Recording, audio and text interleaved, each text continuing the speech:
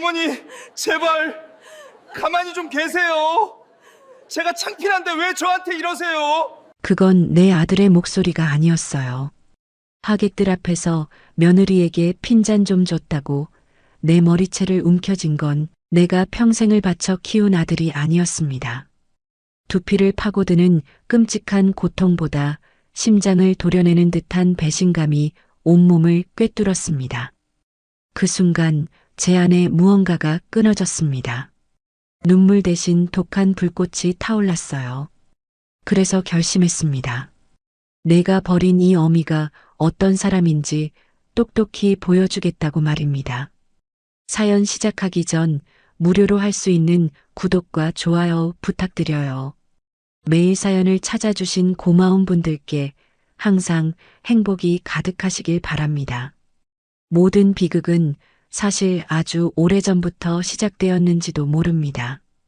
바로 그 사람, 제 남편이 제 곁을 떠나던 그날부터 말이에요. 병원 복도 끝 창문으로 들어오던 소독약 냄새 섞인 차가운 새벽 공기를 저는 지금도 잊을 수가 없어요. 남편은 10년을 앓았습니다. 신부전증이라는 몹쓸 병은 성실했던 한 남자를 서서히 무너뜨렸고 결국에는 제 인생 전부를 삼켜버렸습니다. 마지막 순간 남편은 제 손을 잡고 아무 말도 하지 못했어요. 그저 앙상하게 마른 손으로 제 손등을 몇 번 쓸어내렸을 뿐입니다. 그 눈빛이 무슨 말을 하고 싶었는지 저는 너무나 잘 알고 있었습니다. 미안하다 여보. 그리고 우리 아들 우리 지훈이 좀 부탁하네. 그 눈빛에 대고 저는 차마 울 수가 없었어요. 여기서 내가 무너지면 저 사람이 눈을 감지 못할 것 같았습니다. 장례는 정신없이 치렀습니다.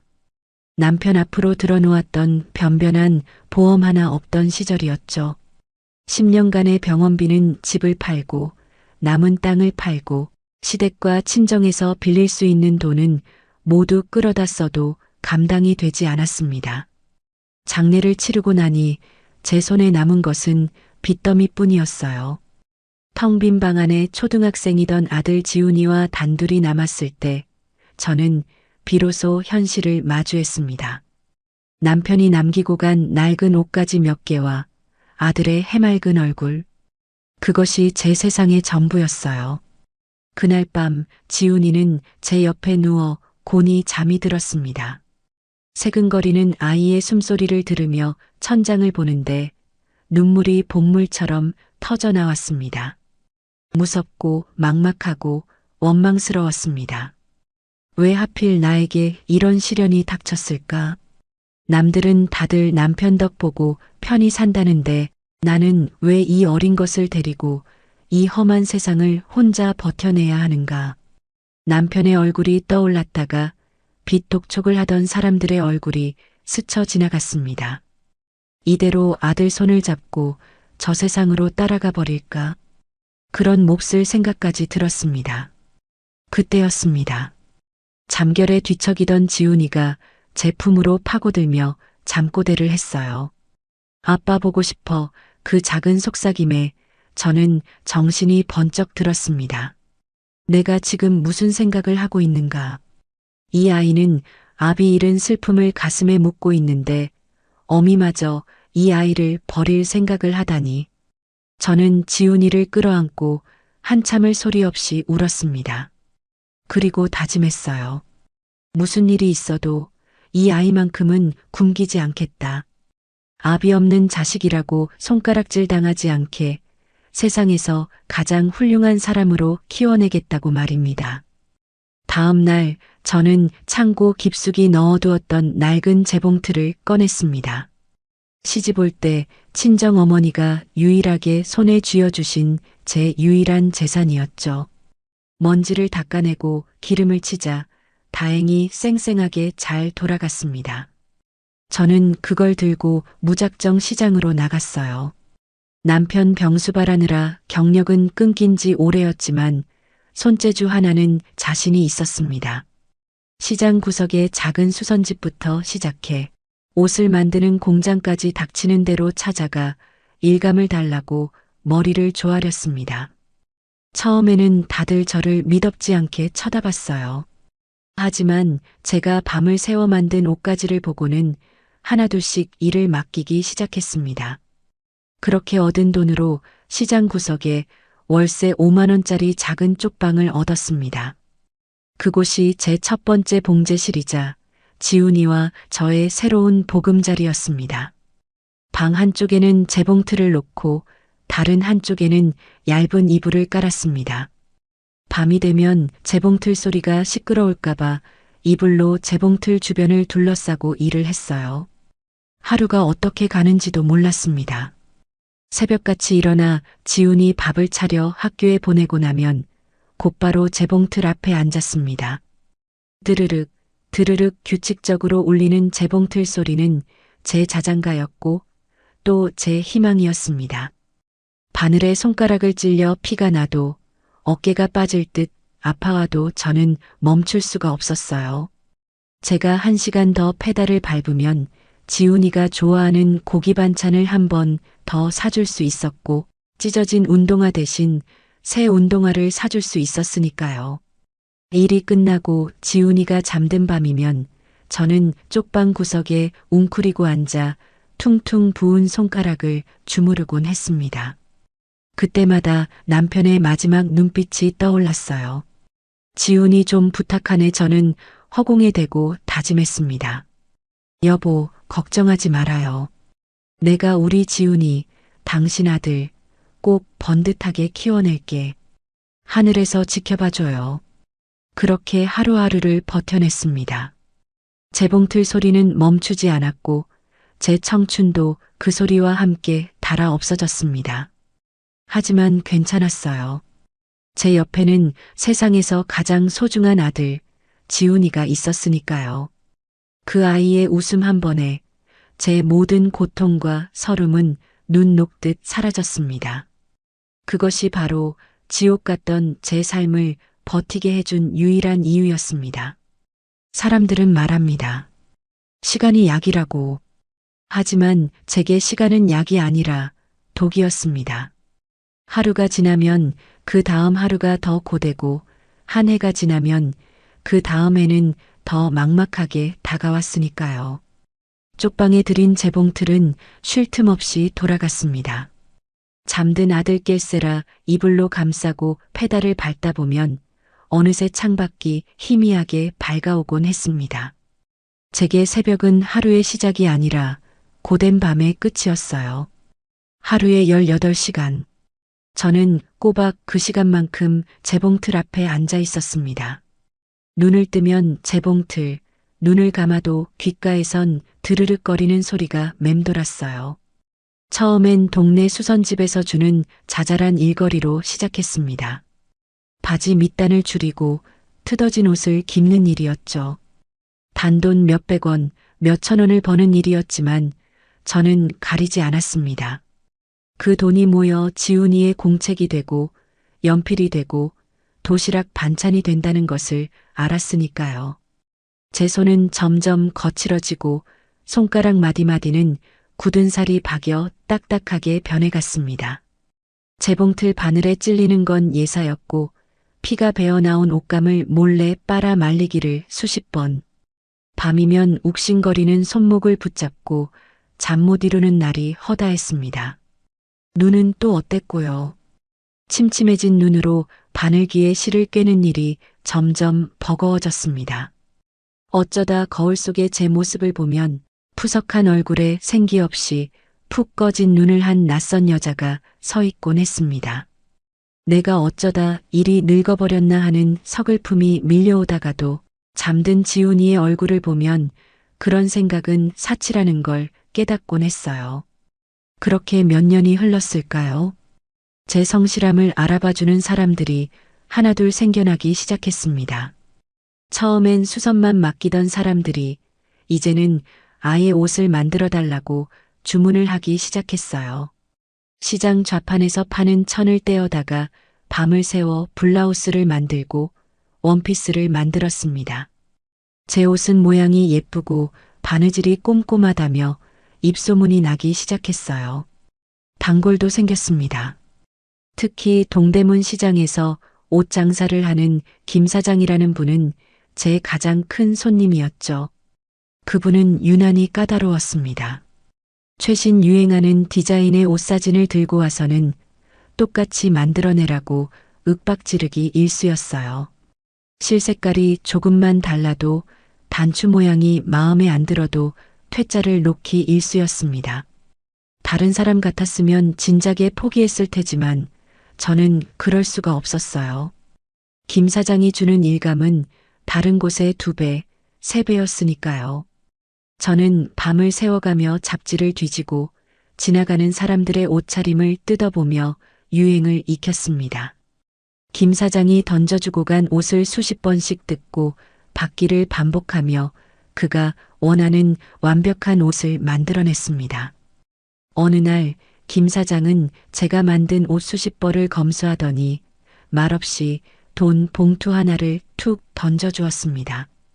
평소보다 두툼한 봉투였어요. 이 여편네 솜씨 하나는 기가 막히네. 앞으로 내 일은 당신한테만 맡길 테니 다른 생각 말고 똑바로 해. 무뚝뚝한 칭찬이었지만 제 심장은 터질 듯이 뛰었습니다. 드디어 인정을 받은 겁니다. 퉁퉁 부은 손가락의 통증도 며칠 밤을 샌 피로도 모두 잊을 만큼 기뻤습니다. 그 돈 봉투를 품에 안고 집으로 돌아오는데 발걸음이 구름 위를 걷는 것처럼 가벼웠습니다. 이제 우리 지훈이 더 맛있는 거, 더 좋은 거 해줄 수 있겠구나. 그 생각뿐이었어요. 그런데 그날따라 지훈이가 학교에서 돌아올 시간이 지났는데도 보이지 않았습니다. 덜컥 겁이 났어요.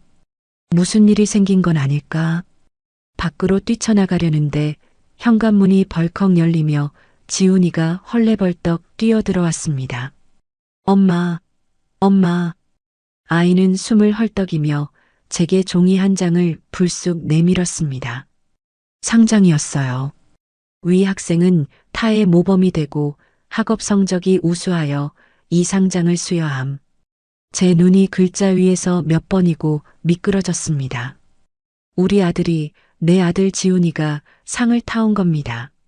저는 상장을 든 채 아무 말도 하지 못하고 지훈이의 얼굴만 쳐다봤어요. 엄마, 나 100점 맞았어. 선생님이 칭찬해줬어. 그 말을 듣는 순간 뜨거운 것이 목구멍으로 왈칵 치밀어 올랐습니다. 저는 지훈이를 부서져라 끌어안았습니다.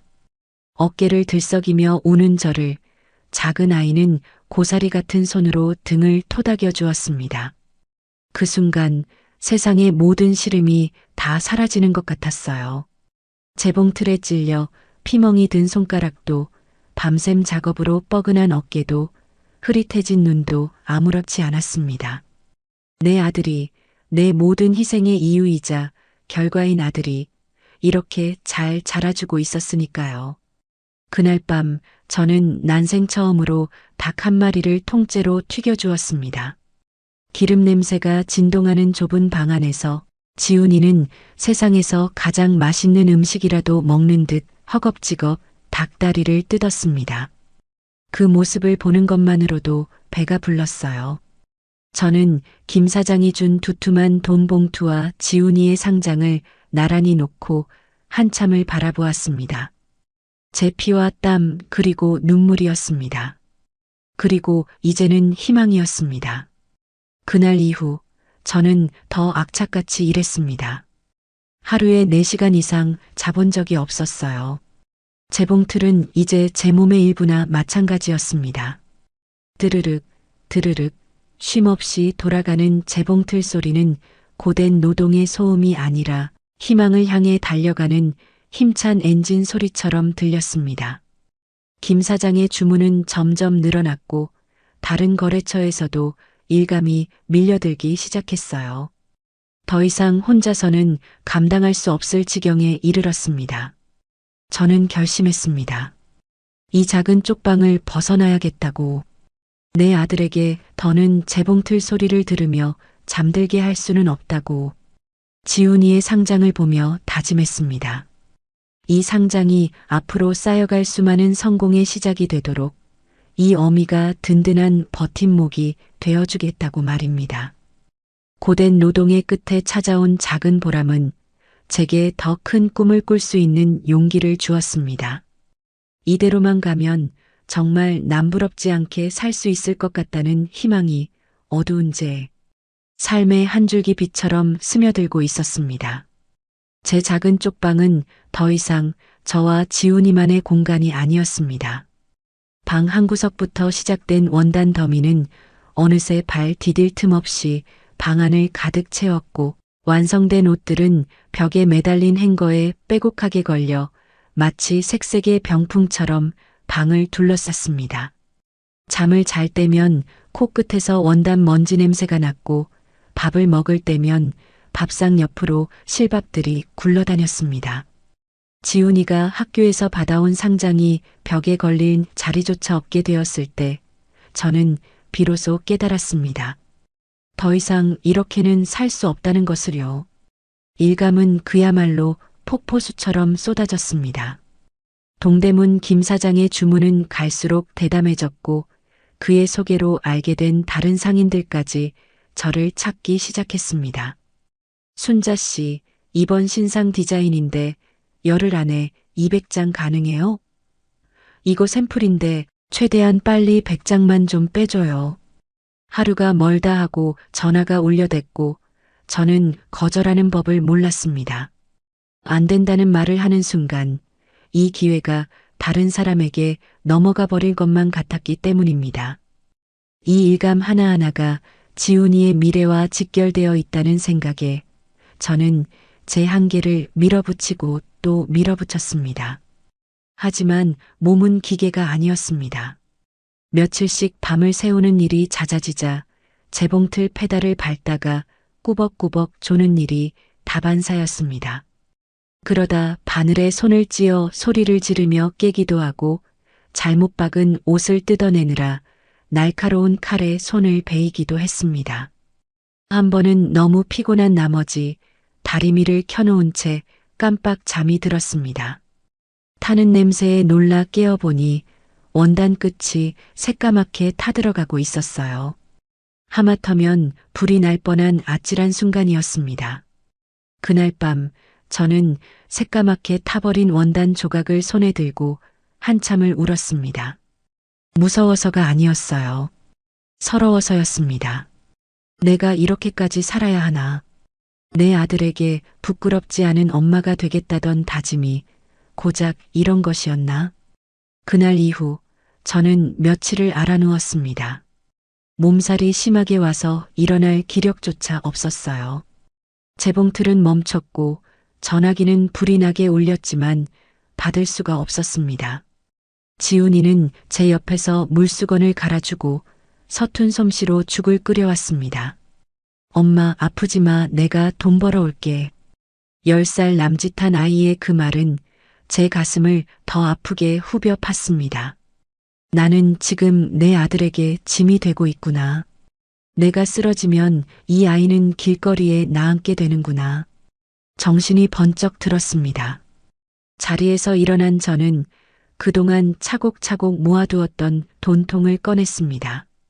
낡은 괴짝 안에 들어있는 통장에는 꼬깃꼬깃한 10,000원짜리 몇 장과 함께 지난 몇 년간의 제 피와 땀이 고스란히 담겨 있었습니다. 턱없이 부족한 돈이었지만 저는 결심을 굳혔습니다. 그리고는 무작정 은행으로 달려갔어요. 대출을 받고 싶습니다. 창구에 앉은 젊은 직원은 저의 행색을 위아래로 훑어보더니 퉁명스럽게 물었습니다. 담보 있으세요? 직업은요? 저는 차마 쪽방에서 재봉틀을 돌린다고 말할 수가 없었어요. 그저 우물쭈물하고 있자 직원은 귀찮다는 듯 손을 내저었습니다. 몇 군데의 은행을 더 돌아다녔지만 대답은 모두 같았습니다. 담보도 번듯한 직업도 없는 과부에게 돈을 빌려줄 곳은 어디에도 없었습니다. 마지막이라는 심정으로 찾아간 곳은 신용협동조합이었습니다. 그곳에서 만난 지점장님은 제 이야기를 셔츠깃이 누렇게 변하도록 땀을 흘리며 한참 동안 들어주셨습니다. 저는 제 사정을 구구절절 늘어놓지 않았어요. 대신 제가 그동안 만들었던 옷 샘플 몇 개와 거래, 장부를 들고 갔습니다.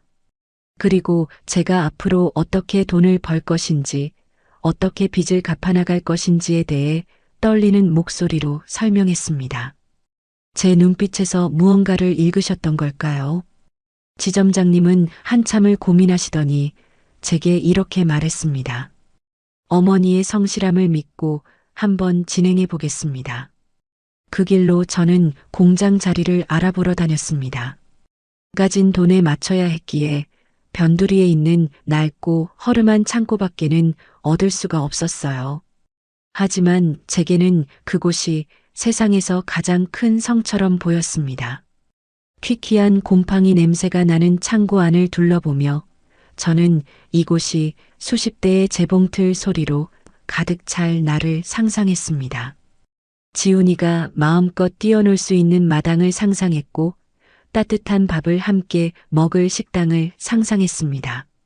계약을 마치고 저는 대출금으로 중고 재봉틀 몇 대와 재단 기계를 들여놓았습니다. 그리고 처음으로 제 이름으로 된 간판을 걸었어요. 순자 의류. 간판 가게 주인이 삐뚤빼뚤하게 쓴 그 글씨를 보는데 눈물이 핑 돌았습니다. 남편의 아내, 지훈이의 엄마로만 살았던 제게 처음으로 제 이름이 생긴 순간이었습니다.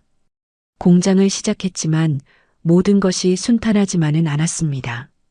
가장 큰 문제는 사람이었어요. 일손이 부족해 처음으로 직원을 뽑았습니다. 저처럼 아이를 키우는 엄마들, 배움이 짧아 공장 말고는 갈 곳이 없는 아주머니들이었습니다. 저는 그들에게 기술을 가르치고 함께 밤을 새우며 일했습니다. 하지만 사람의 마음이라는 것이 제 마음 같지가 않더군요. 어떤 직원은 원단을 몰래 빼돌리다 들키기도 했고 어떤 직원은 기술만 배운 채 더 좋은 조건의 공장으로 떠나버리기도 했습니다. 사람에게 받은 상처가 골마 터질 때마다 저는 홀로 텅 빈 공장에 남아 재봉틀을 돌렸습니다. 기계는 배신하는 법이 없었으니까요. 저는 사장이었지만 그 누구보다 먼저 출근했고 가장 늦게 퇴근했습니다. 새벽 5시면 어김없이 일어나 공장 문을 열고 모든 기계에 기름칠을 하고 그날 작업할 원단을 재단해 놓았습니다. 직원들이 출근하면 함께 일하고 그들이 모두 퇴근한 뒤에도 저는 남아서 마지막 정리를 하고 나서야 집으로 향했습니다. 집이라고 해봤자 공장 한쪽에 마련한 작은 단칸방이 전부였지만 지훈이와 함께 누울 수 있다는 것만으로도 행복했습니다. 엄마, 사장님은 왜 이렇게 힘들어? 어느 날 제 어깨를 주무르던 지훈이가 물었습니다. 그 말에 저는 아무 대답도 할 수가 없었어요. 그러게 말이다. 사장님이 되면 좀 편해질 줄 알았는데 왜 나는 여전히 이렇게 힘든 걸까? 어깨에 올려진 아들의 작은 손을 잡으며 저는 애써 웃어 보였습니다. 우리 아들 부족하지 않게 키우려면 이 정도는 아무것도 아니야. 엄마는 괜찮아. 거짓말이었습니다.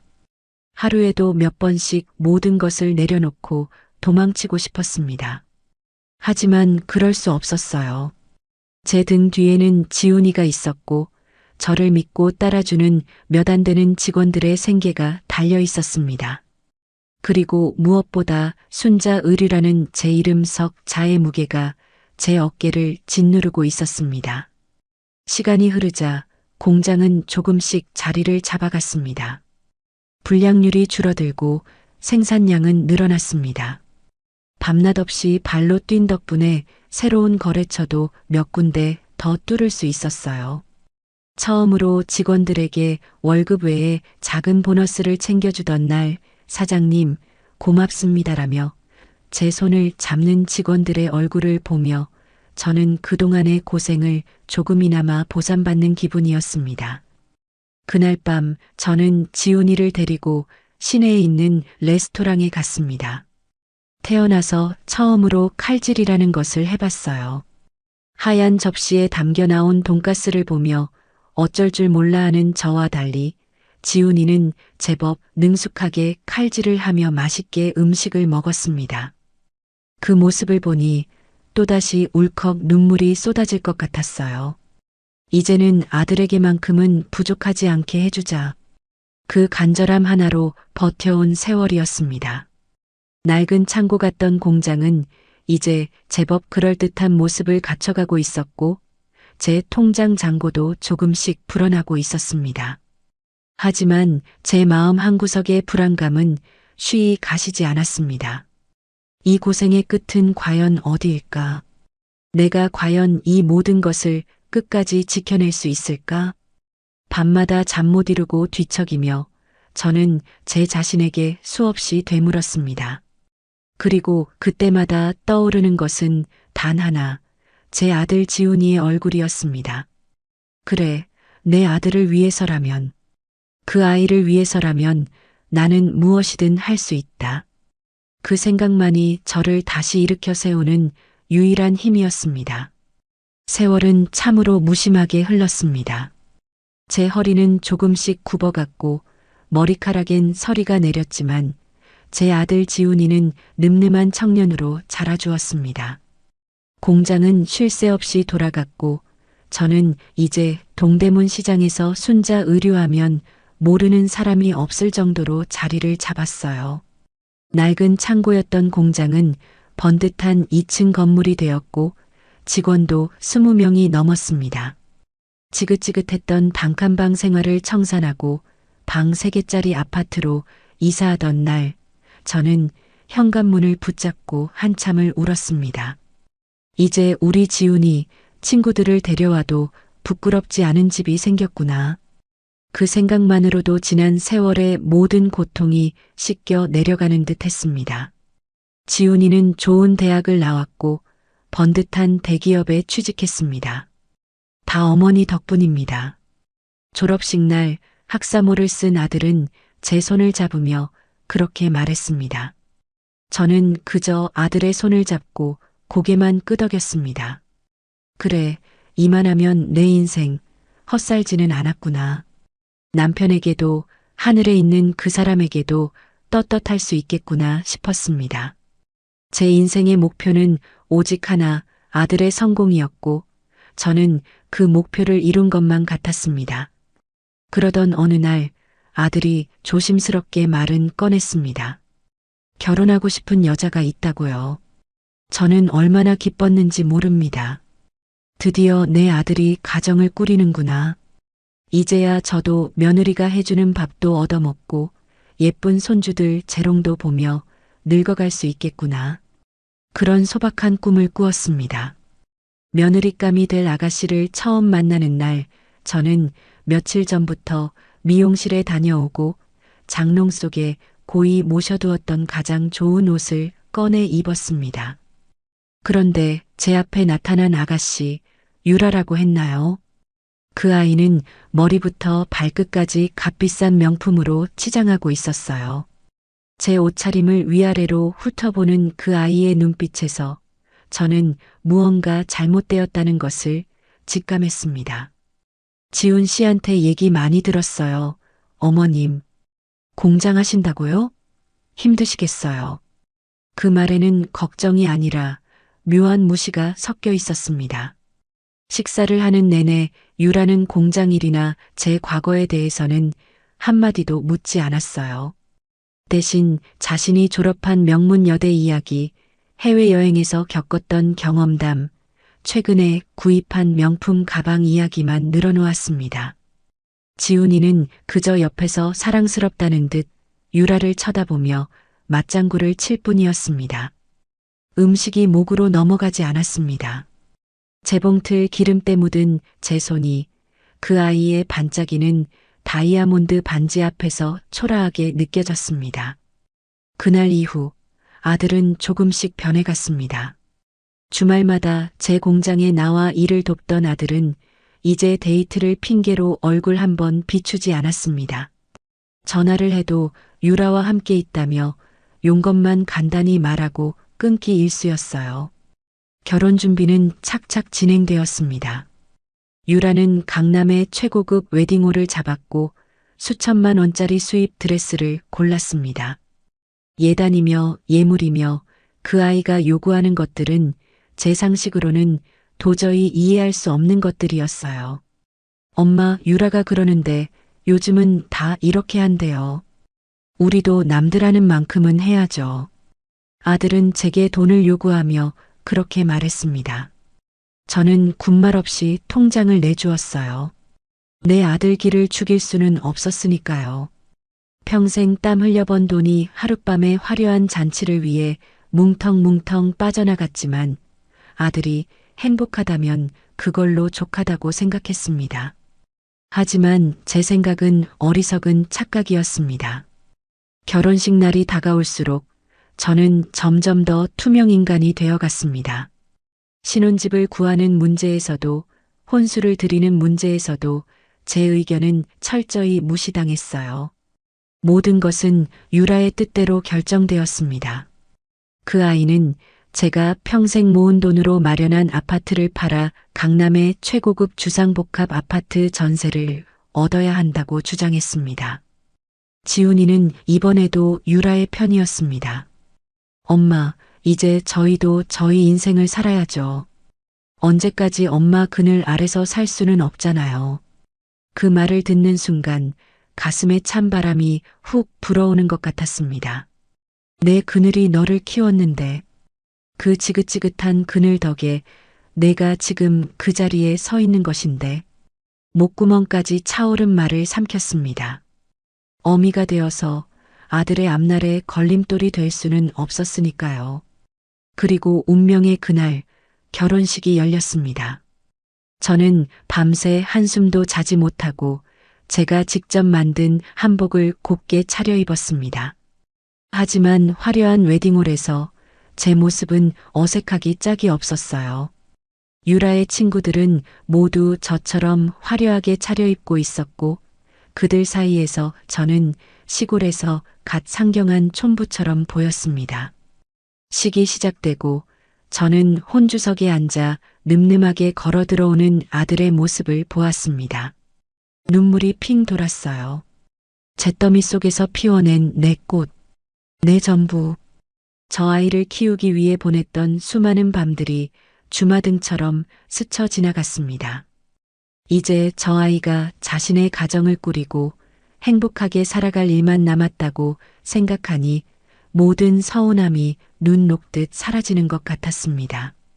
문제는 피로연에서 터졌습니다. 한복을 입은 채 하객들에게 인사를 돌고 있는 제게 유라가 다가왔습니다. 술이 거나하게 취한 채였어요. 어머님, 이제 한복은 그만 벗으시죠? 촌스러워 보여요. 주변의 모든 하객들이 들을 수 있는 큰 목소리였습니다. 순간 장내는 찬물을 끼얹은 듯 조용해졌습니다.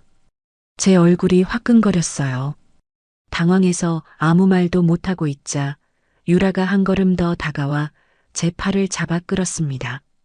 그리고 아까부터 하객들한테 돈 아껴 쓰라고 하셨다면서요? 그거 다 우리 지훈 씨가 번 돈으로 하는 건데 어머님이 무슨 상관이세요? 기가 막혔습니다. 아들의 결혼 자금 대부분은 제 공장에서 나온 돈이었습니다. 제가 평생을 바쳐 이룬 모든 것이었어요.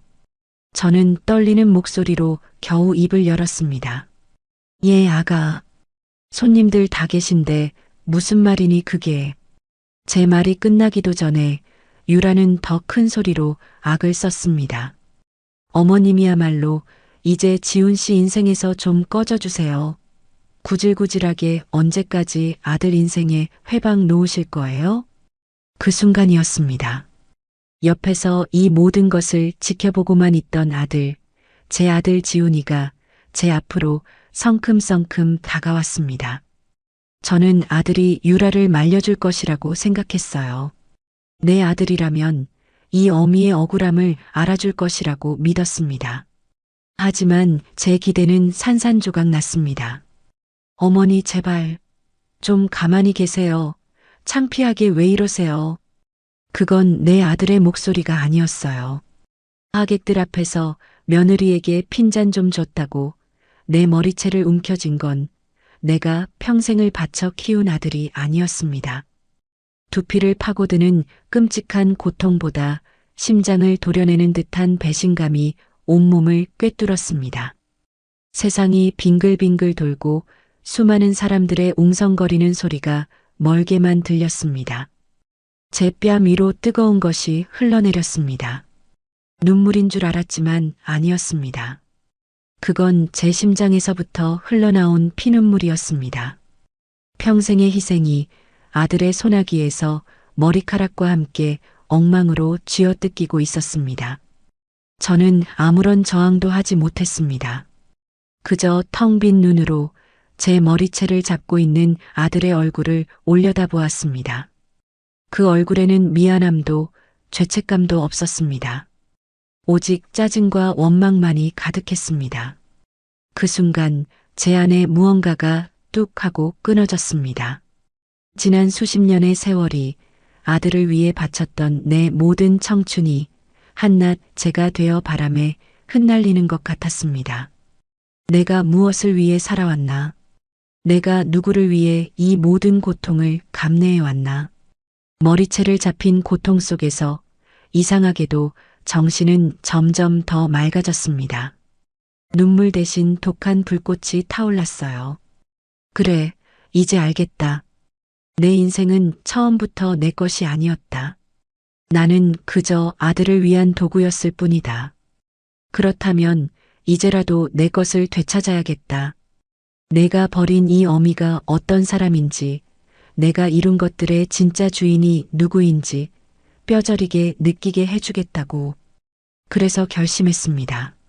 내가 너희에게 준 모든 것을 잿더미까지 긁어모아 되찾아오겠다고 말입니다. 어떻게 그 지옥 같은 결혼식장을 빠져나왔는지 기억나지 않습니다. 누군가 제 팔을 부축했던 것 같기도 하고 웅성거리는 소리들 사이로 제 이름을 부르는 목소리가 들렸던 것 같기도 합니다. 제 기억 속에 남은 것은 오직 하나, 경멸과 짜증이 뒤섞인 눈으로 저를 내려다보던 아들의 얼굴뿐이었습니다. 머리카락 몇 올이 힘없이 뽑혀 손에 쥐어져 있었고 곱게 차려입었던 한복 저고리는 엉망으로 구겨져 있었습니다. 저는 택시를 잡아탔습니다. 행선지를 묻는 기사에게 저도 모르게 공장으로 가주세요라고 말했습니다. 아들 내외와 함께 살기로 했던, 이제는 제 집이 아니게 된 그 아파트가 아니었습니다. 제 몸이, 제 영혼이 기억하는 유일한 안식처는 바로 그곳, 기름 냄새와 원단 먼지로 가득한 제 공장이었습니다. 택시 창밖으로 화려한 도시의 불빛들이 빠르게 스쳐 지나갔습니다. 방금 전까지 제가 서 있던 그 세상은 저와는 아무 상관없는 다른 별의 이야기처럼 느껴졌습니다. 차창에 비친 제 모습은 낯설기 짝이 없었습니다. 값비싼 한복을 차려입었지만 그 안의 영혼은 갈기갈기 찢어진 누더기였습니다. 눈물이 나올 법도 한데 이상하게 눈물 한 방울 나지 않았습니다. 그저 가슴 한구석에 커다란 구멍이 뚫린 것처럼 시리고 아픈 바람만 휑하게 드나들 뿐이었습니다. 덜컹하고 택시가 멈춰섰습니다. 익숙한 제 공장 앞이었습니다. 다 왔습니다. 기사의 말에 저는 한참 동안 멍하니 앉아 있었습니다. 지갑을 꺼내려는데 손이 부들부들 떨려 제대로 지폐를 셀 수가 없었습니다. 몇 번의 헛손질 끝에 겨우 돈을 건네고 차에서 내렸습니다. 철컥하고 자물쇠를 여는 소리가 유난히 크게 울렸습니다. 불 꺼진 공장 안은 낮에 열기가 채 가시지 않아 후텁지근했습니다. 익숙한 기름 냄새와 원단 냄새가 코를 찔렀습니다. 그 냄새를 맡는 순간 저는 참고 있던 숨을 한 번에 토해냈습니다. 그리고는 벽에 기댄 채 그대로 바닥에 주저앉았습니다. 긴장이 풀리자 온몸의 힘이 빠져나갔습니다. 쿵, 쿵, 쿵 제 심장 소리가 마치 망치 소리처럼 공장 전체를 울리는 것 같았습니다. 얼마나 그렇게 있었을까요? 저는 비틀거리며 몸을 일으켜 공장 안을 천천히 둘러보았습니다. 수십 대의 재봉틀이 어둠 속에서 거대한 짐승들처럼 침묵하고 있었습니다. 낮 동안 직원들의 웃음소리와 기계 소리로 가득했던 이곳은 지금 칠흑 같은 어둠과 고요에 잠겨 있었습니다.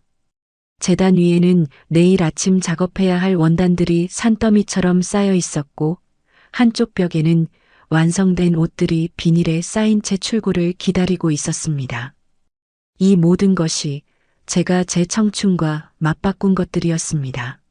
남편을 잃고 어린 아들의 손을 잡고 세상에 내쳐졌을 때 저를 구원해 준 것은 바로 저 재봉틀이었습니다. 하루 18시간 저 의자에 앉아 페달을 밟고 또 밟았습니다. 손가락이 찢어지고 허리가 끊어질 듯 아파와도 저는 멈추지 않았습니다. 제가 멈추는 순간 제 아들의 미래도 멈춘다고 생각했기 때문입니다. 한 걸음 한 걸음. 저는 제 손때가 묻은 기계들을 어루만지며 공장 안을 걸었습니다. 저 재봉틀로는 지훈이의 첫 소풍 도시락 가방을 만들어 주었지. 저 재단기 앞에서는 지훈이의 중학교 입학 선물로 양복을 처음으로 재단했었지. 저 다리미로는 밤늦게까지 공부하는 아들의 교복을 매일 아침 칼같이 다려주었지. 공장의 모든 것들에 제 아들과의 추억이, 제 희생의 역사가 새겨져 있었습니다. 저는 공장 2층, 제 사무실로 올라갔습니다. 책상 위에는 며칠 전 아들이 가져다 놓은 결혼사진이 담긴 액자가 놓여 있었습니다. 세상에서 가장 행복한 미소를 짓고 있는 아들과 그 옆에 바싹 붙어 팔짱을 낀 채 웃고 있는 며느리, 그리고 그들 옆에 어색한 미소를 지으며 서 있는 저의 모습. 저는 그 사진을 물끄러미 바라보았습니다. 사진 속의 저는 마치 초대받지 않은 손님처럼 보였습니다. 그들의 행복한 세상에 제가 낄 자리는 처음부터 없었던 것입니다. 저는 액자를 집어들었습니다. 그리고는 그대로 바닥에 내던져 버렸습니다. 와장창, 유리가 깨지는 날카로운 소리가 정적을 갈랐습니다. 산산조각 난 유리 파편들 사이로 아들과 며느리의 웃는 얼굴이 갈기갈기 찢겨져 있었습니다. 저는 거친 숨을 몰아쉬며 깨진 액자를 발로 몇 번이고 짓밟았습니다. 분노가, 참을 수 없는 분노가 온몸에서부터 치밀어 올랐습니다. 내가 어떻게 키운 아들인데, 내가 너를 어떻게 키웠는데 내가 감히 내게 이럴 수 있단 말인가.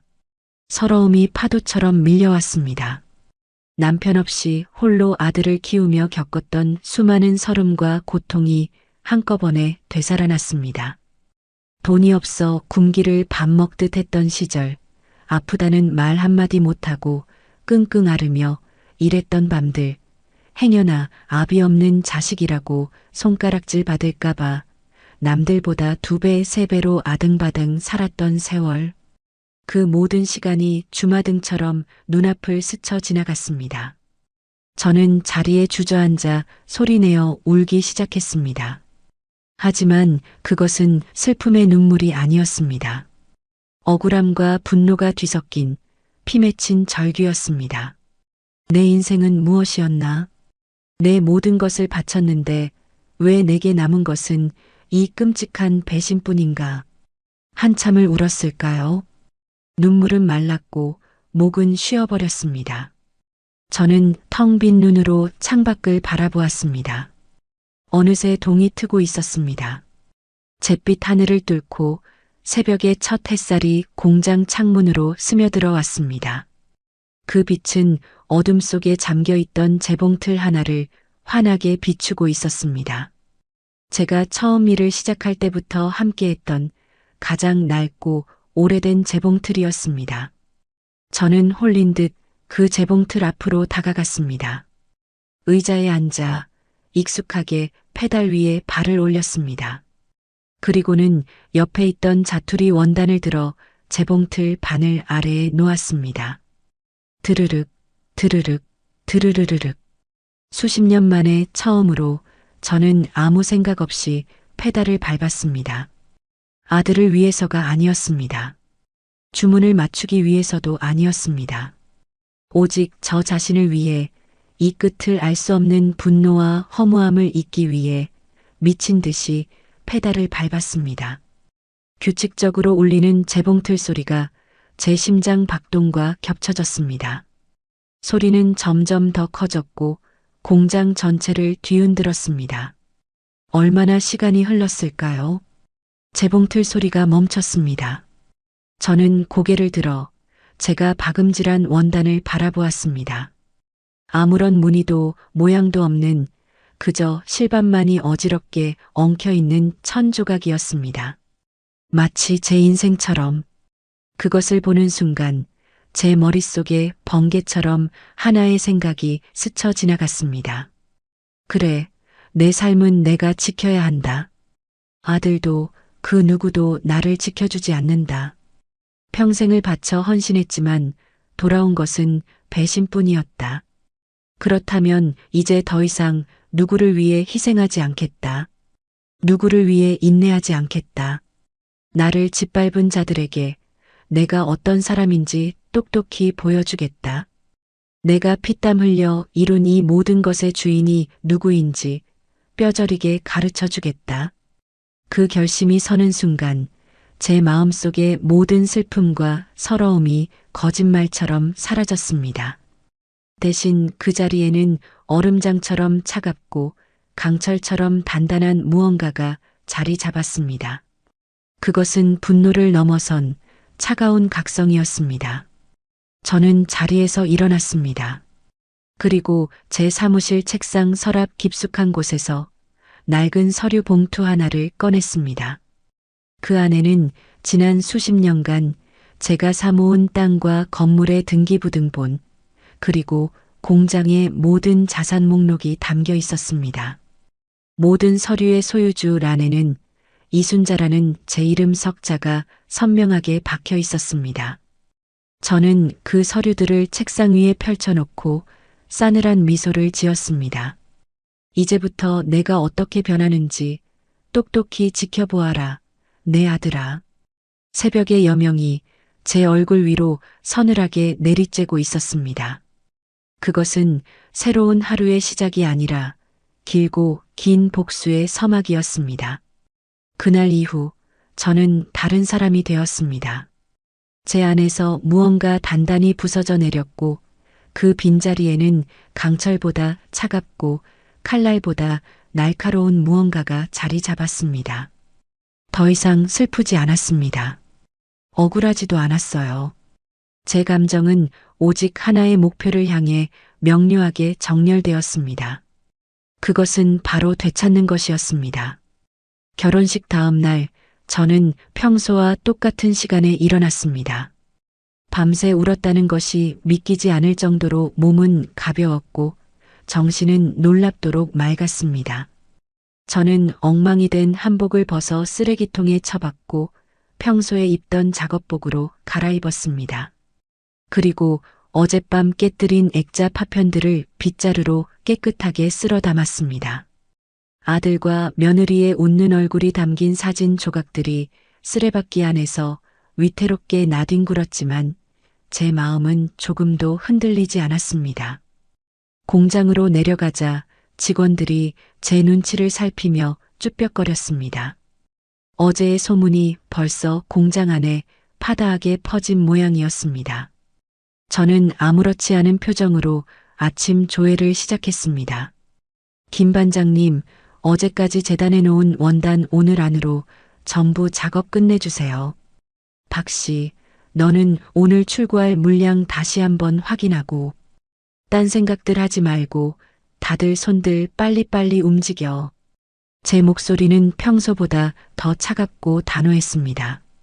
직원들은 제 기세에 눌려 아무 말도 못하고 각자의 자리로 흩어져 일을 시작했습니다.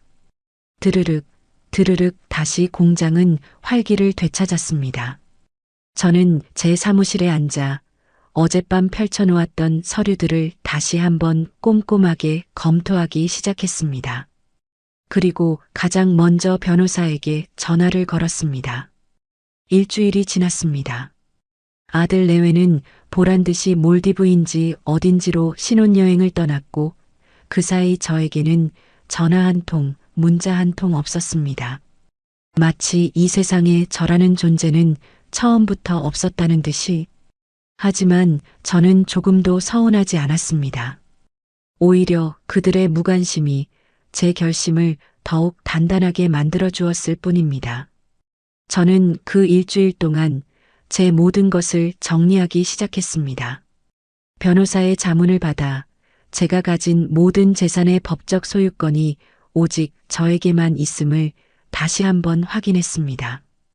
공장의 명예, 공장이 서 있는 땅의 명예, 그리고 지훈이와 함께 살던 아파트의 명의까지 모든 것은 이순자 제 이름 석자로 되어 있었습니다. 과거 남편이 세상을 떠나고 모든 것을 잃었을 때 저는 뼈저리게 깨달았습니다. 내 것을 지키기 위해서는 내 이름으로 가지고 있어야 한다는 것을. 그 처절한 교훈이 수십 년이 지난 지금 저를 구원하고 있었습니다. 아들 내외가 신혼여행에서 돌아오던 날 저는 일부러 공장에 나가지 않고 아파트에서 그들을 기다렸습니다. 현관문 비밀번호를 누르는 소리가 들리고 곧이어 왁자지껄한 웃음소리와 함께 지훈이와 유라가 들어섰습니다. 그들은 거실 소파에 앉아있는 저를 보고는 잠시 당황한 표정을 지었습니다. 어머니, 웬일이세요? 공장에 안 나가셨네요. 아들의 목소리는 어색하기 짝이 없었습니다. 유라는 아예 저를 본체만 채하며 소파에 털썩 주저앉아 다리를 꼬았습니다. 일주일 전 제 머리채를 잡았던 아들의 사과를 기대한 것은 아니었습니다. 하지만 저를 대하는 그들의 태도는 마치 제가 불청객이라도 되는 것 같았습니다. 저는 말없이 찻잔을 내려놓았습니다. 그리고 본론을 꺼냈습니다. 너희들 이 집에서 살 생각인가 보구나. 제 말에 유라의 표정이 순간 굳어졌습니다. 무슨 말씀이세요, 어머님? 당연히 저희 신혼집인데. 그 목소리에는 이 집은 당연히 우리 것이라는 오만함이 가득했습니다. 저는 속으로 코웃음을 쳤습니다. 그래, 나는 너희에게 이 집을 내어준 기억이 없는데. 제 차가운 대답에 지훈이가 당황하며 끼어들었습니다. 어머니, 왜 그러세요? 이 집 당연히 제 명의로 해주시는 거 아니었어요? 결혼 전에 다 얘기됐잖아요. 저는 그런 아들을 물끄러미 쳐다보았습니다. 제 배 아파 낳은 자식이지만 그 순간 제 눈앞에 있는 것은 낯선 타인일 뿐이었습니다. 내가 언제? 나는 그런 약속한 적 없다. 그리고 이 집 명에 내 이름으로 되어 있는 거 너도 잘 알 텐데. 그제야 상황 파악이 된 걸까요? 유라가 날카로운 목소리로 소리쳤습니다. 어머님, 지금 장난하세요? 어떻게 아들 결혼하는데 집 한 채 안 해주실 수가 있어요? 그리고 저번에 사주신 차도 아직 저희 명의로 이전 안 해주셨잖아요. 그 말에 기다렸다는 듯 저는 서류 봉투 하나를 테이블 위에 올려놓았습니다. 그 안에는 제가 지난 며칠간 정리한 재산 목록과 모든 등기부등본 사본이 들어 있었습니다. 아가, 잘 보렴. 이 공장도, 이 공장이 서 있는 땅도, 그리고 너희가 지금 앉아 있는 이 집도 모두 내 이름으로 되어 있단다. 내가 평생 피땀 흘려 번 내 재산이라는 뜻이지. 서류를 확인한 두 사람의 얼굴이 하얗게 질려갔습니다. 특히 유라의 얼굴은 경악과 분노로 일그러져 있었습니다. 말도 안 돼, 지훈 씨. 이게 어떻게 된 거야? 유라의 닭달에 지훈이는 어쩔 줄 몰라 하며 저를 쳐다봤습니다. 그 눈빛에는 원망과 함께 일말의 애원이 담겨 있었습니다. 어머니, 제발 제 체면 좀 살려주세요. 하지만 저는 더 이상 그 눈빛에 흔들리는 과거의 어미가 아니었습니다. 그러니 너희는 당장 이 집에서 나가거라. 너희가 살 집은 너희 힘으로 구해야지. 어디 어미 등골을 빼먹을 생각을 해.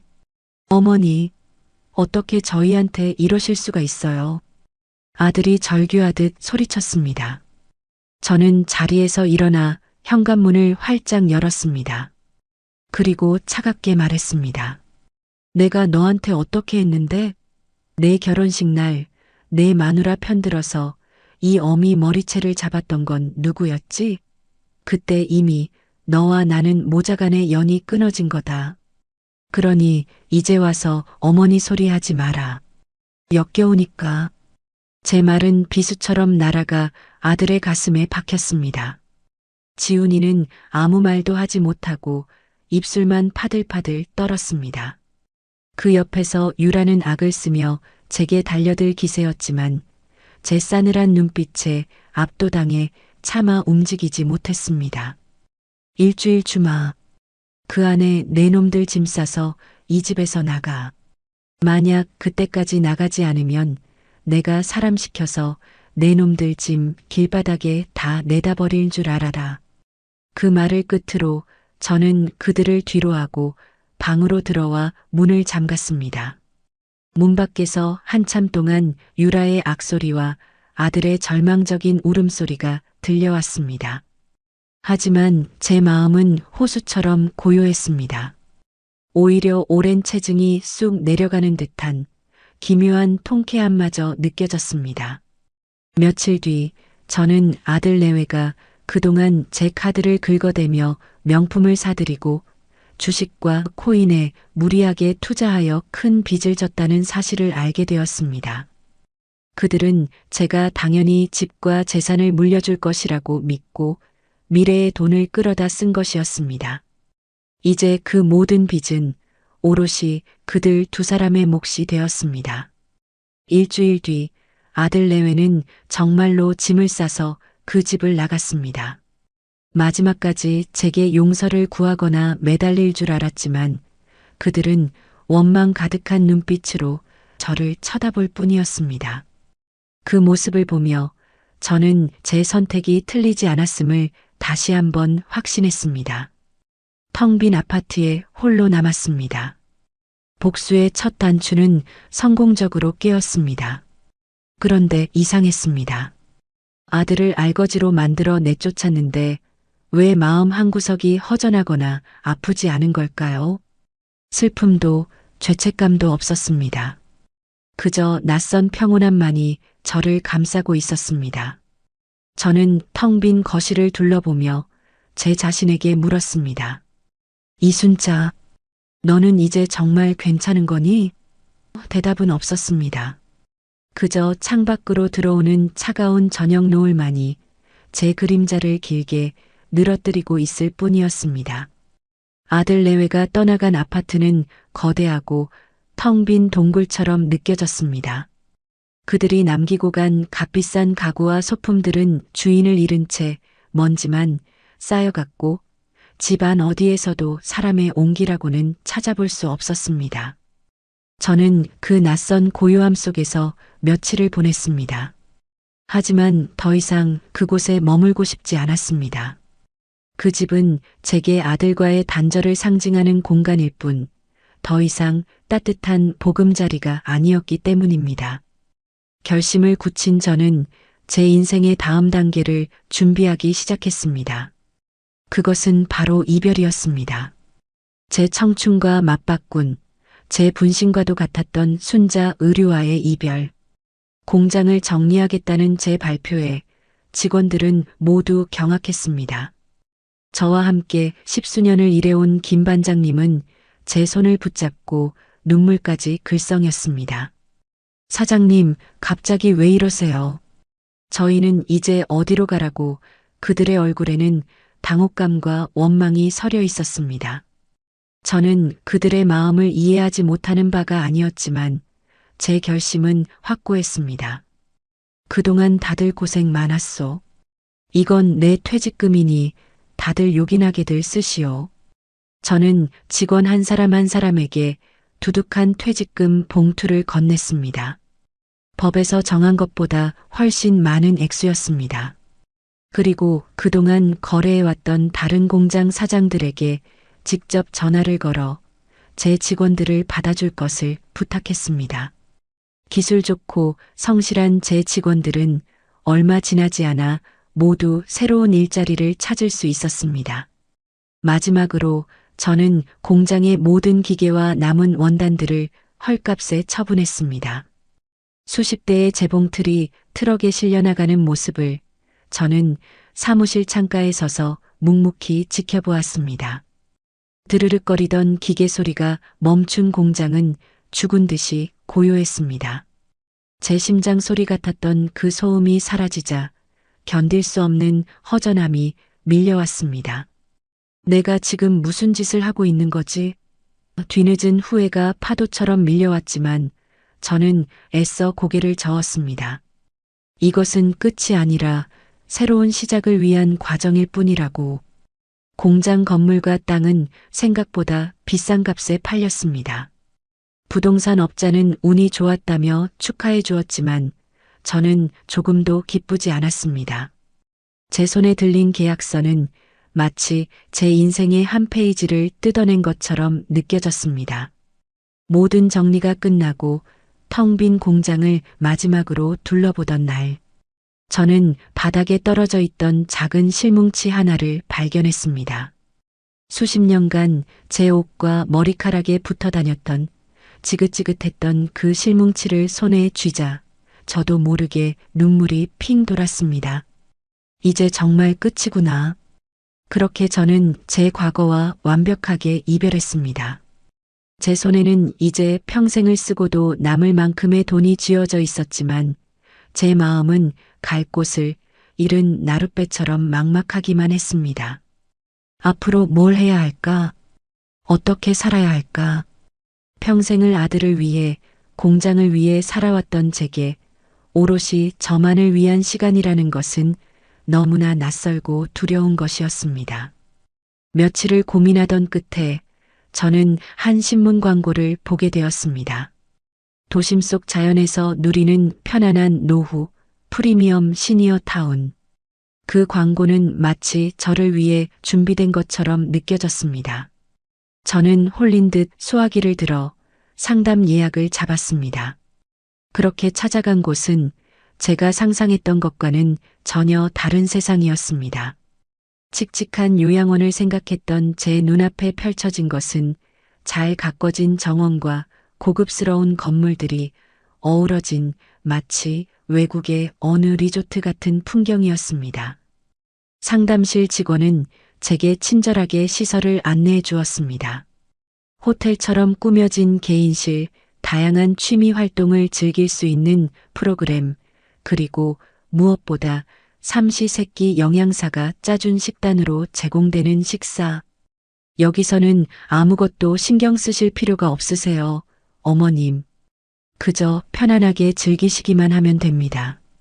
그 말이 제 가슴에 와서 박혔습니다. 평생 누군가를 위해 밥을 하고 빨래를 하고 돈을 벌기 위해 아등바등 살아왔던 저였습니다. 아무것도 신경 쓰지 않아도 된다는 말. 그 말은 제게 너무나 달콤한 유혹이었습니다. 저는 그 자리에서 바로 입주 계약을 했습니다. 입주하던 날, 저는 낡은 옷가지 몇 개가 든 작은 가방 하나만 들고 그곳을 찾았습니다. 저를 맞아준 직원은 제 방으로 안내해 주었습니다. 햇살이 환하게 들어오는 넓은 창, 푹신한 침대와 깨끗한 침구, 그리고 작지만 아늑한 테라스까지 모든 것이 제가 꿈꿔왔던 공간이었습니다. 저는 가방을 내려놓고 침대 위에 가만히 누워보았습니다. 낯선 부드러움이 제 지친 몸을 감쌌습니다. 창밖으로는 새소리가 들려왔고 바람에 실려온 꽃향기가 방 안을 가득 채웠습니다. 제 목소리는 평소보다 더 차갑고 단호했습니다. 직원들은 제 기세에 눌려 아무 말도 못하고 각자의 자리로 흩어져 일을 시작했습니다. 드르륵, 드르륵 다시 공장은 활기를 되찾았습니다.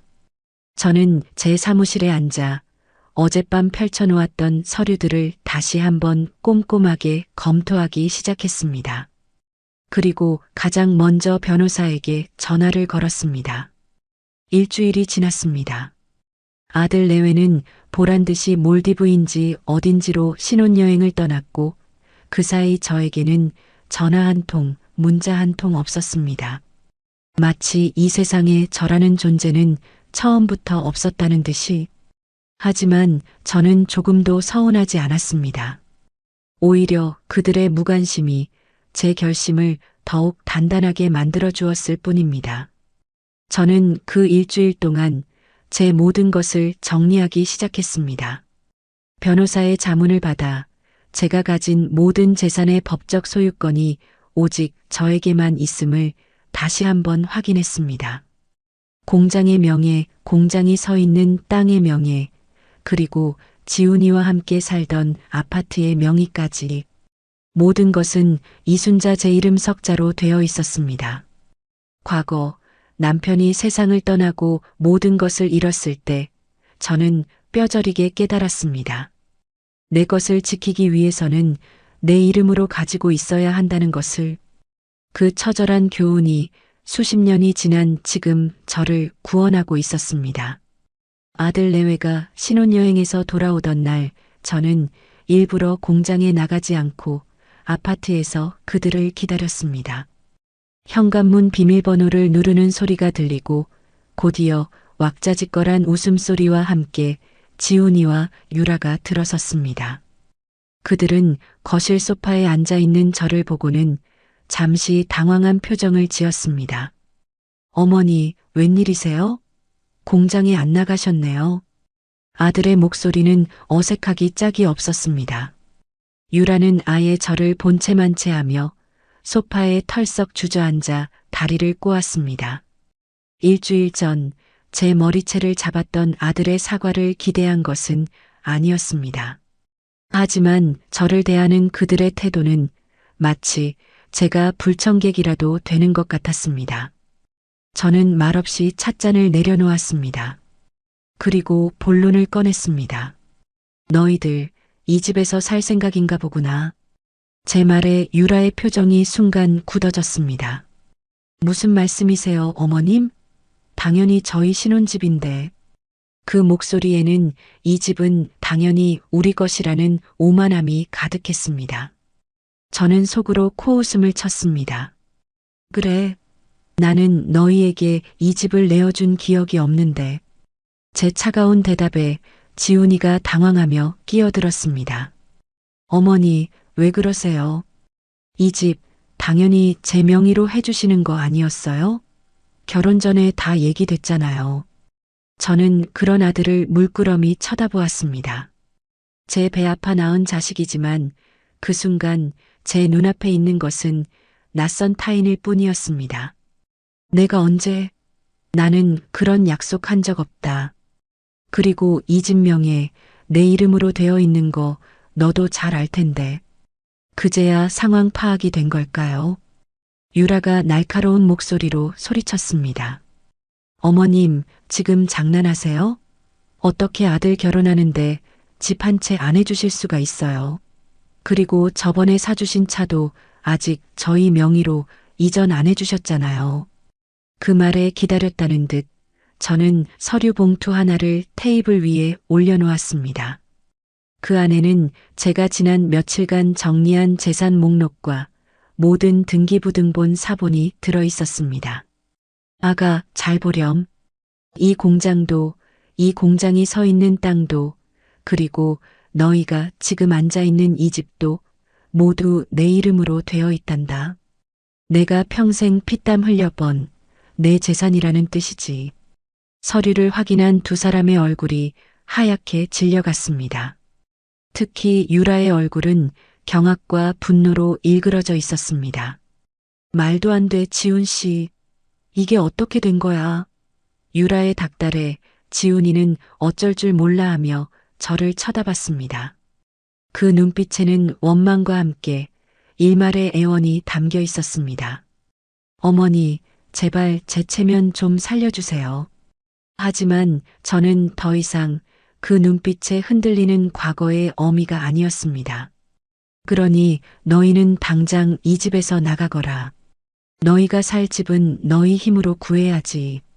어디 어미 등골을 빼먹을 생각을 해. 어머니, 어떻게 저희한테 이러실 수가 있어요? 아들이 절규하듯 소리쳤습니다. 저는 자리에서 일어나 현관문을 활짝 열었습니다. 그리고 차갑게 말했습니다. 내가 너한테 어떻게 했는데? 내 결혼식 날 내 마누라 편들어서 이 어미 머리채를 잡았던 건 누구였지? 그때 이미 너와 나는 모자간의 연이 끊어진 거다. 그러니 이제 와서 어머니 소리 하지 마라. 역겨우니까. 제 말은 비수처럼 날아가 아들의 가슴에 박혔습니다. 지훈이는 아무 말도 하지 못하고 입술만 파들파들 떨었습니다. 그 옆에서 유라는 악을 쓰며 제게 달려들 기세였지만 제 싸늘한 눈빛에 압도당해 차마 움직이지 못했습니다. 일주일 주마. 그 안에 내 놈들 짐 싸서 이 집에서 나가. 만약 그때까지 나가지 않으면 내가 사람 시켜서 내 놈들 짐 길바닥에 다 내다 버릴 줄 알아라. 그 말을 끝으로 저는 그들을 뒤로하고 방으로 들어와 문을 잠갔습니다. 문 밖에서 한참 동안 유라의 악소리와 아들의 절망적인 울음소리가 들려왔습니다. 하지만 제 마음은 호수처럼 고요했습니다. 오히려 오랜 체증이 쑥 내려가는 듯한 기묘한 통쾌함마저 느껴졌습니다. 며칠 뒤 저는 아들 내외가 그동안 제 카드를 긁어대며 명품을 사들이고 주식과 코인에 무리하게 투자하여 큰 빚을 졌다는 사실을 알게 되었습니다. 그들은 제가 당연히 집과 재산을 물려줄 것이라고 믿고 미래의 돈을 끌어다 쓴 것이었습니다. 이제 그 모든 빚은 오롯이 그들 두 사람의 몫이 되었습니다. 일주일 뒤 아들 내외는 정말로 짐을 싸서 그 집을 나갔습니다. 마지막까지 제게 용서를 구하거나 매달릴 줄 알았지만 그들은 원망 가득한 눈빛으로 저를 쳐다볼 뿐이었습니다. 그 모습을 보며 저는 제 선택이 틀리지 않았음을 다시 한번 확신했습니다. 텅 빈 아파트에 홀로 남았습니다. 복수의 첫 단추는 성공적으로 깨었습니다. 그런데 이상했습니다. 아들을 알거지로 만들어 내쫓았는데 왜 마음 한구석이 허전하거나 아프지 않은 걸까요? 슬픔도 죄책감도 없었습니다. 그저 낯선 평온함만이 저를 감싸고 있었습니다. 저는 텅 빈 거실을 둘러보며 제 자신에게 물었습니다. 이순자, 너는 이제 정말 괜찮은 거니? 대답은 없었습니다. 그저 창밖으로 들어오는 차가운 저녁 노을만이 제 그림자를 길게 늘어뜨리고 있을 뿐이었습니다. 아들 내외가 떠나간 아파트는 거대하고 텅 빈 동굴처럼 느껴졌습니다. 그들이 남기고 간 값비싼 가구와 소품들은 주인을 잃은 채 먼지만 쌓여갔고 집안 어디에서도 사람의 온기라고는 찾아볼 수 없었습니다. 저는 그 낯선 고요함 속에서 며칠을 보냈습니다. 하지만 더 이상 그곳에 머물고 싶지 않았습니다. 그 집은 제게 아들과의 단절을 상징하는 공간일 뿐 더 이상 따뜻한 보금자리가 아니었기 때문입니다. 결심을 굳힌 저는 제 인생의 다음 단계를 준비하기 시작했습니다. 그것은 바로 이별이었습니다. 제 청춘과 맞바꾼, 제 분신과도 같았던 순자 의류와의 이별. 공장을 정리하겠다는 제 발표에 직원들은 모두 경악했습니다. 저와 함께 10수년을 일해온 김 반장님은 제 손을 붙잡고 눈물까지 글썽였습니다. 사장님, 갑자기 왜 이러세요? 저희는 이제 어디로 가라고 그들의 얼굴에는 당혹감과 원망이 서려 있었습니다. 저는 그들의 마음을 이해하지 못하는 바가 아니었지만 제 결심은 확고했습니다. 그동안 다들 고생 많았소. 이건 내 퇴직금이니 다들 요긴하게들 쓰시오. 저는 직원 한 사람 한 사람에게 두둑한 퇴직금 봉투를 건넸습니다. 법에서 정한 것보다 훨씬 많은 액수였습니다.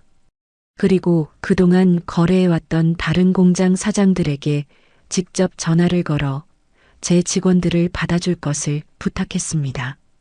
기술 좋고 성실한 제 직원들은 얼마 지나지 않아 모두 새로운 일자리를 찾을 수 있었습니다.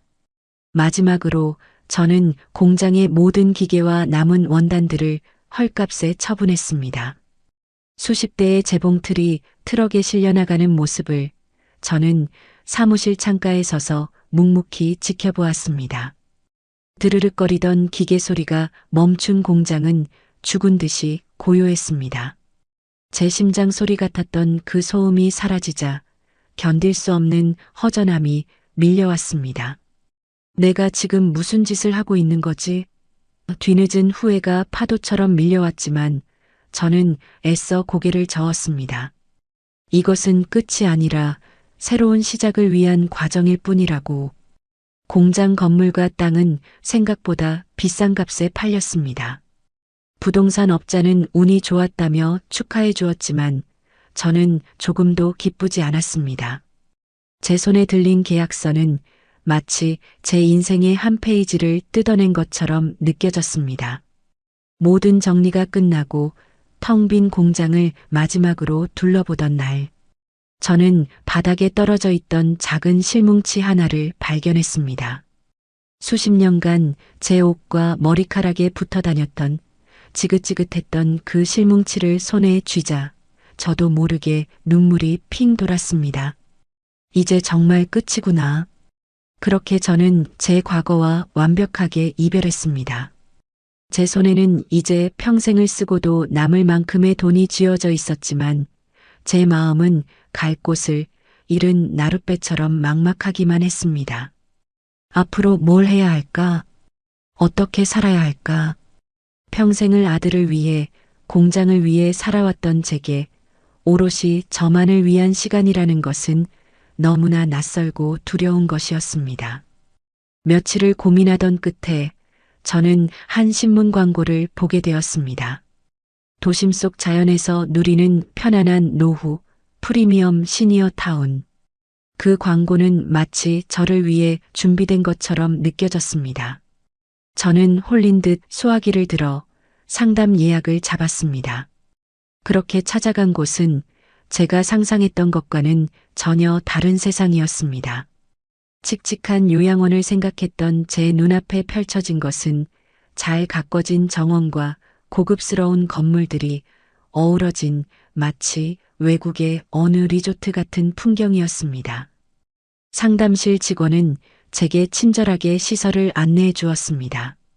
호텔처럼 꾸며진 개인실, 다양한 취미 활동을 즐길 수 있는 프로그램, 그리고 무엇보다 삼시세끼 영양사가 짜준 식단으로 제공되는 식사. 여기서는 아무것도 신경 쓰실 필요가 없으세요, 어머님. 그저 편안하게 즐기시기만 하면 됩니다. 그 말이 제 가슴에 와서 박혔습니다. 평생 누군가를 위해 밥을 하고 빨래를 하고 돈을 벌기 위해 아등바등 살아왔던 저였습니다. 아무것도 신경 쓰지 않아도 된다는 말. 그 말은 제게 너무나 달콤한 유혹이었습니다. 저는 그 자리에서 바로 입주 계약을 했습니다. 입주하던 날, 저는 낡은 옷가지 몇 개가 든 작은 가방 하나만 들고 그곳을 찾았습니다. 저를 맞아준 직원은 제 방으로 안내해 주었습니다. 햇살이 환하게 들어오는 넓은 창, 푹신한 침대와 깨끗한 침구, 그리고 작지만 아늑한 테라스까지 모든 것이 제가 꿈꿔왔던 공간이었습니다. 저는 가방을 내려놓고 침대 위에 가만히 누워보았습니다. 낯선 부드러움이 제 지친 몸을 감쌌습니다. 창밖으로는 새소리가 들려왔고 바람에 실려온 꽃향기가 방 안을 가득 채웠습니다.